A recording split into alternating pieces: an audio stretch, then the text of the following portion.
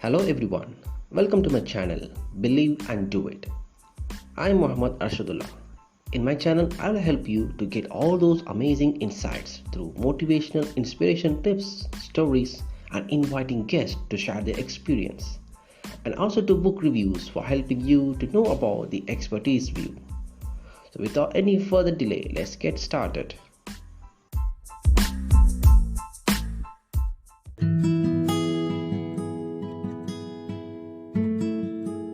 Hello everyone, in this episode I'll be sharing about the chapter number 4, the ultimate test of leadership, creating positive change, from the book Developing the Leader Within You 2.0, written by the author John C. Maxwell. Leading change can be different. Any person who has led change knows it's challenging. But author John Maxwell believes that people do not naturally resist change, they resist being changed. Recently he saw a two-frame cartoon in which the leader asked, "Who wants change?" and every hand is raised. But in the second question, the question was, "Who wants to change?" and no one raised their hand. That's pretty much the natural characteristics of a human nature. We want the benefits of positive change without the pain of making any changes to ourselves. The author John Maxwell shares 4 reasons why people resist change. Reason number 1. People feel awkward and self-conscious doing something new. Change is awkward. The author also shares his experience of being awkwardness to his change. When he graduated from high school, he received a set of golf clubs as a gift. He welcomed the opportunity to try out a new sport. So he just started playing golf without any kind of coaching. He was a reasonably good athlete, so he was able to get on the course and play. But he never could improve his game no matter what he tried.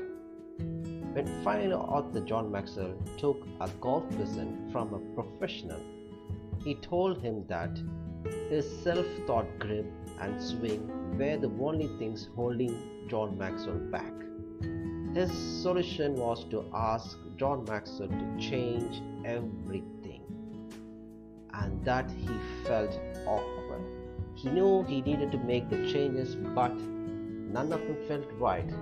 Over the next few months, whenever he was under pressure to make a good shot, he found himself returning to the security of his old grip, because he felt more comfortable with his old way of playing, even though he knew the new way will give him the opportunity for greater improvement.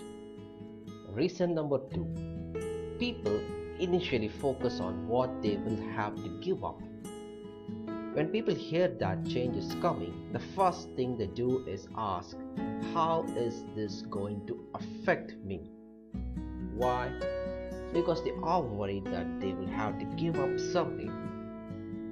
The poet Ralph Waldo Emerson said, "For everything you gain, you lose something."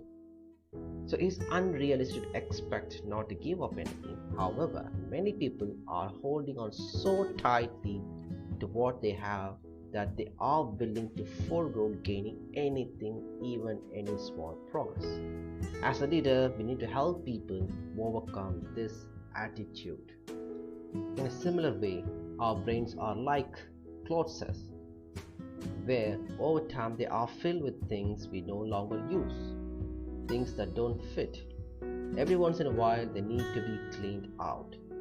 Just like Peter Drucker, who has been regarded as the founder of modern management, who said that he believed businesses need to be put every product and process they have on trial for their lives every 3 years. Otherwise, the competition will pass the business. Just like Bill Gates had a similar perspective, where he recognized that the products Microsoft made will become obsolete in 3 years. The only question Bill Gates asks or says to himself is, whether we will make it obsolete or someone else will. And John says that Bill Gates knows and understands the price of change and is willing to pay it as a leader. Reason number 3. People are afraid of being ridiculed. People who do something different always run the risk of being mocked or ridiculed, and that can be a greater deterrent to change.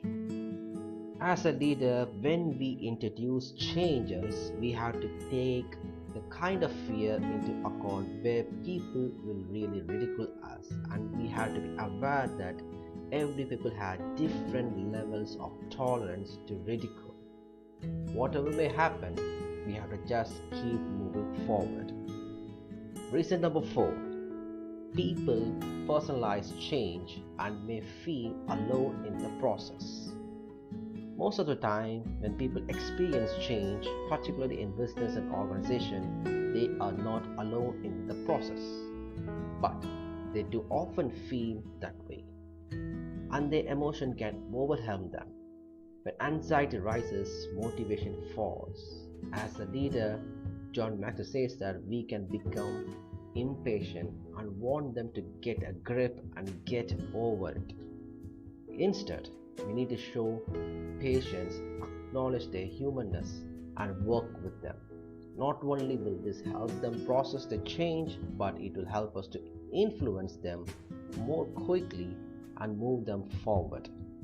We have to remember that the people are why you do what you do as a leader, because the true purpose of leadership is not how far you can travel, it's how far you're able to take your people. One of the questions John Maxwell was asked to ask is, how many people does it take to create positive change? The answer is one person who is willing to lead the people involved in making the change through a process and do his best to take everyone with him. And final thought, before developing the change agent with others, make sure that the change is within you. And for that, John Maxwell asked us to ask these questions to ourselves. How much change do you have as a leader? Before we start the process of planning changes, we have to take some time to figure out where we stand with our people. What is our current level of leadership credibility? How much change do we have in our pocket? Have we earned the credibility to make the change we desire? If we have a difficult time making that judgment, we have to ask the advice of a colleague whose leadership disagreement we respect and follow his suggestions. In the next episode, I'll be sharing about the chapter number 5, the quickest way to gain leadership. Thank you.